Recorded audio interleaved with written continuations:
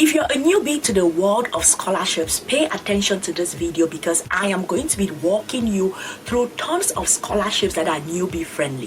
When I say newbie friendly, what I mean is, number one, maybe you're still in school, maybe you just got out of school, you've heard about scholarships, you're interested in scholarships, but you haven't taken that first step to submit your first application. Why? Because maybe the process is complicated, maybe you do not know where to start. That is where these newbie scholarships come in. The idea is that the application processes for most of these scholarships are extremely easy. The number of documents they are asking for are not a lot, and in most cases for the universities, when you apply to the university, you can be automatically considered for the scholarship. You do not have to submit tons of other applications for it, so it makes it very easy for you to go through the application process because your admission application automatically considers you for scholarship. That is the reason why I say that these scholarships that we are going to be talking about are extremely newbie friendly. All of these scholarships are in my database. Just looking at my database right now, it has scholarships, graduate assistantships, application fee of universities, low tuition fee universities, CV samples, SOP samples, research proposal samples, low GPA scholarships in case you have a low GPA, newbie friendly scholarships, rejected friendly scholarships. So if you've been applying, getting rejected, all of these are in the database. The link is in the description box. If you are someone searching for scholarships, you should definitely be in this database because this database has a total of about 800 scholarships and it is updated every week. So it is a very great investment on your part to have this, because when you wake up, you're not searching for scholarships. You go straight to the database, you find the new scholarships, you use the course, you come up with your winning strategy, you apply. You come up with your winning strategy, you apply. Like, no one is coming to save you, you guys. You have to do this by yourself, and it is that self-empowerment. The course is there to empower you. Find the scholarships, you get empowered. Learn how to apply, you get empowered. You submit a strong application, and that is how you get it. All the links are in the description box. Definitely get access to the database and get access to my course. So let us start with the first one. We have University of Saskatchewan Graduate Scholarship. This is in Canada. Why is this newbie friendly? Application to the university means that you will be automatically considered for the scholarship. That tells you that you do not have to go through a ton of processes applying for the scholarship. Apply to uni, you are considered for the scholarship. The next one is the University of Science and Technology Scholarship in South Korea. This is for masters and PhD students. This particular scholarship, all admitted students are automatically considered for the scholarship. All admitted students. That means that you just have to focus on doing your application to the university. If you get admitted to the university, you are automatically considered for the scholarship. Let us move on to the next one. This is the Brazil Government Scholarship, and this is for masters and PhD students. The idea is that because it is a government funded scholarships, the level of competition applying for it is low, and we can have an argument about is it really low, but the thing is also location. You do not find a ton of people applying for scholarships, especially people from English speaking backgrounds applying for scholarships to a place like Brazil. I have seen a ton of videos about Brazil, but when you are moving to a country where you have to learn the language, at least to get by, to get jobs, the competition is lower because not many people are ready to make that move of, okay, I'm going to learn a new language, I'm going to move to this country, and I'm going to settle in this country or study in this country. So if you are bold enough to do that, then you know that you have a better chance at getting it.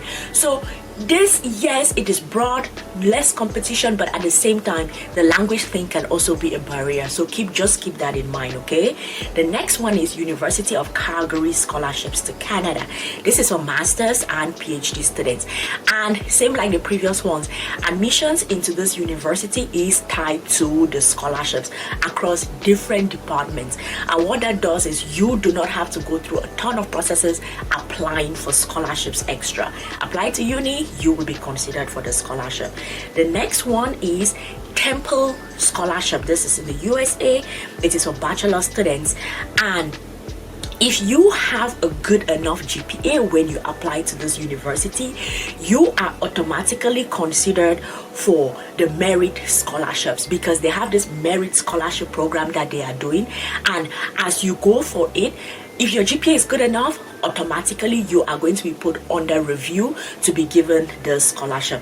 So you all go ahead and check it out. You do not have to go through extra application processes. Okay, let us move to the next one, and this is the University of Minnesota undergraduate scholarship.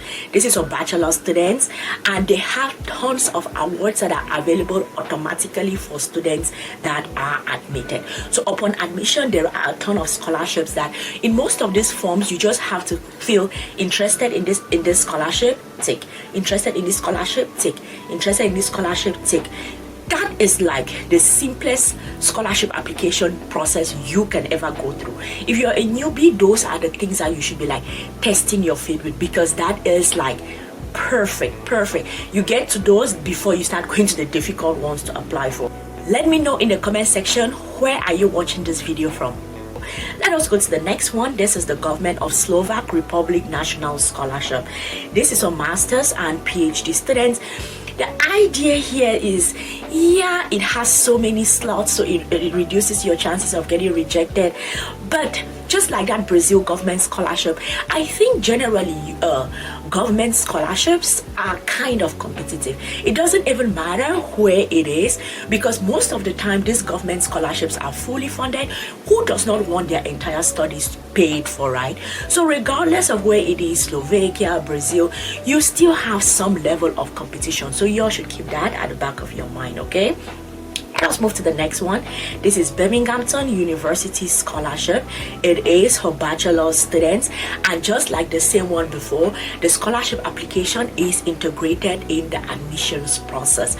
Same thing, you just fill and then tick a box, interested in the scholarship, yes, and if you do that, you are going to be automatically considered for it. The next one is the Aansa State University Scholarship. This is for bachelor students, and it has this particular scholarship does not have like a GPA requirement for you to be considered for it. And I'm just like, wow, how amazing is that? So because it does not have that GPA requirement, the application is like relatively straightforward, and if you make it through the application, the chances that you are going to get the scholarship is very high. What I would guess for this is maybe competition. The process applying may be easy, but maybe it is competitive, because you apply, you are automatically considered. So maybe. Let's move to the next one. This is Cornell University Scholarship, and this is for masters and PhD students, and same thing, it is automatically considered. If you apply to the university, you are and you get through the admission process, and admissions is tied to scholarships, you're automatically considered for the scholarship.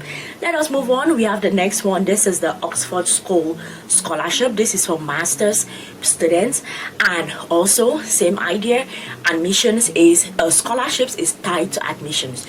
You apply to the university, go through the process, you are going to be considered for the scholarship, okay?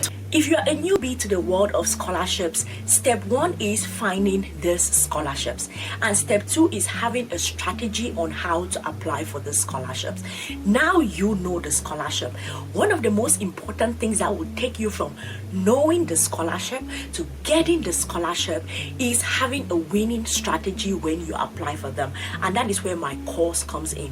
I have prepared a step-by-step course that is going to help you from the start. Now that you found each scholarship, if you pick each scholarship that you found here, go with it, look through the scholarship, and follow all the steps that I teach you in the course.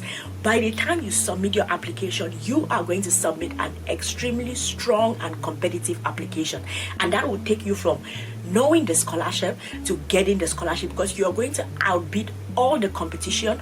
Your application is going to be superb, and you're going to submit a very strong application. So you'll definitely go ahead, get the course. The link is in the description box. Use it to apply. The next one is Towain University Scholarship in the USA. It is for bachelor's students. The tricky part with this one is those that do early application, so if you apply as early as, let's say you apply maybe 10 months before time or like a year before time, you will automatically be considered for scholarships.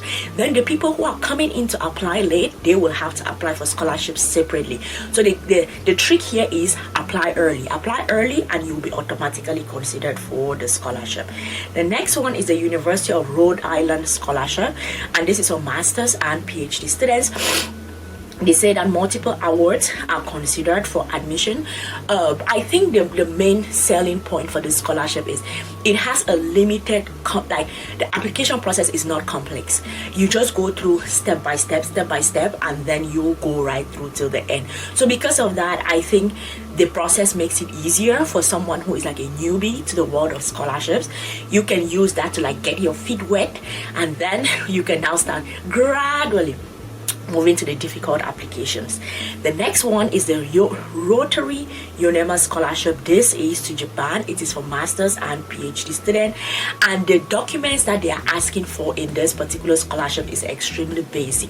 You're submitting like the basic documents and the motivation letter. End of story. I think that is pretty easier if you're someone who has not been applying for scholarships before. Just submitting your basic documents, CV, transcripts, and all of those things. You collect all of those from school, right? Then the only thing now that you have to write is a motivation letter. I think that is a very easy process applying for scholarships. The next one is a Transform Together scholarship at Sheffield Hallam University, and the application for this is actually very short. Like the whole process, most times when you're applying for scholarships, maybe give and take, you are going to take like let's say 1 week to go through your applications. But because the application here is like super short, maybe you're just going to need a couple of days and you will be good to go. The last one is the Swiss government scholarship. This is for PhD students, and it says that it is open. I actually talked about this scholarship in my last video about those who have been rejected before. It is open to students from all parts of the world, so it increases your chances of getting it. But although they present that, I still make the argument of it depends on where you are located. Swiss embassies in different countries will be requiring different things from the applicants. Maybe in your country it will be an easy application process, so you don't have to stress. But maybe in a different country it is going to be like a long application process. And to be honest, I think when I did the research about this application process, students had to sort of reach out to professors in Switzerland, have a professor say yes, then they go through the process. And because of that, I'm like, I do not know why this falls in the category of like easy to apply for newbies. I think that's a very complicated process. So y'all can feel free, this one is just PhD students, so y'all can feel free to discard this one as much as possible. That is fine too. Thank you all so much for watching. I hope that this was helpful. If it was, please do well to give this video a like, comment, even if it's just thank you, that is good enough. I will take that. And also share this with any friends, family, anyone that you think that this is going to be helpful. Share it with them. I am going to see you all in the next one. Bye.